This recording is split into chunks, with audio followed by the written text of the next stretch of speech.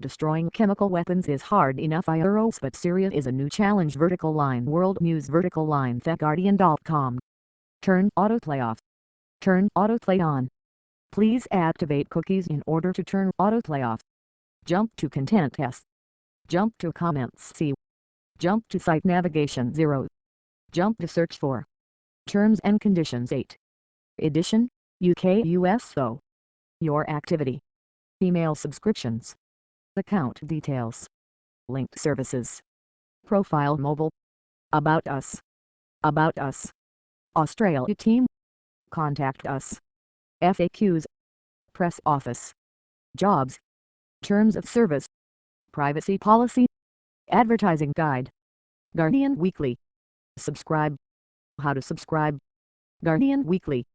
Email services. Evany. Android.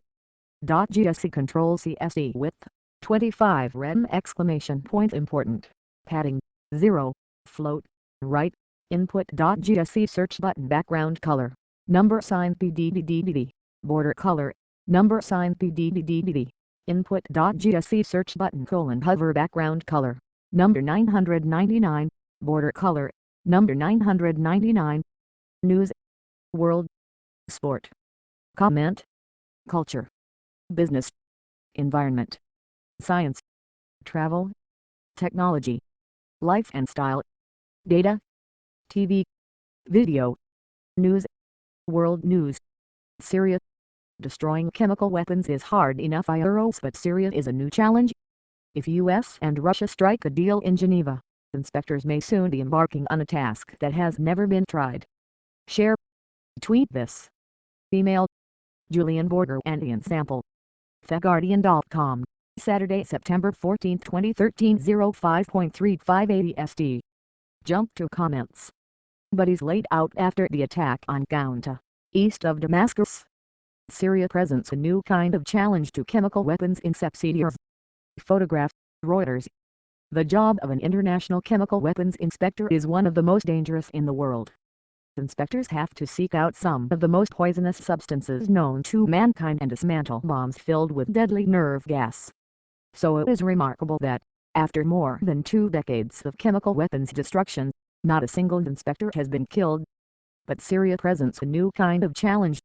For if the US and Russia strike a deal at Geneva and the government of President Bashar al-Assad does not rescind its application to join the Chemical Weapons Convention (CWC), the inspectors could soon be embarking on a task that has never been attempted, disarming the country of its weapons of mass destruction in the midst of a war. In the few days inspectors were on the ground in Damascus looking for evidence of the August 21 poison gas attack, they came under sniper fire that put one of their vehicles out of action and confined them to their hotel for a day. The task of tracking down, verifying and then destroying perhaps more than 1,000 tons of mustard gas and nerve agents scattered over scores of military sites will be complex, time-consuming and risky. But the half-dozen current and former inspectors interviewed by The Guardian all argued it is worth trying. Just getting Syria to join the Chemical Weapons Convention is an enormously important and historic step forward, said Paul Walker, the program director at Green Cross International Advocacy Group and a veteran of the 2-decade effort to destroy US and Russian chemical weapons. Once you have the sites highly secured, inspected and locked down under seal, that is another big step forward. Then if the weapons are used again, there would be huge consequences. Jean Pascal Zanders, who runs the Trench, the research and consultancy initiative focusing on disarmament, said, "We really are in uncharted territory here, and there is going to be a need for creativity IRO's vertical line, but if countries work together it is doable. The mechanisms exist and the technology exists. If a deal is done, the first inspectors to land in Damascus are likely to be drawn from the multinational roster of 126 working for the Organization for the Prohibition of Chemical Weapons (OPCW).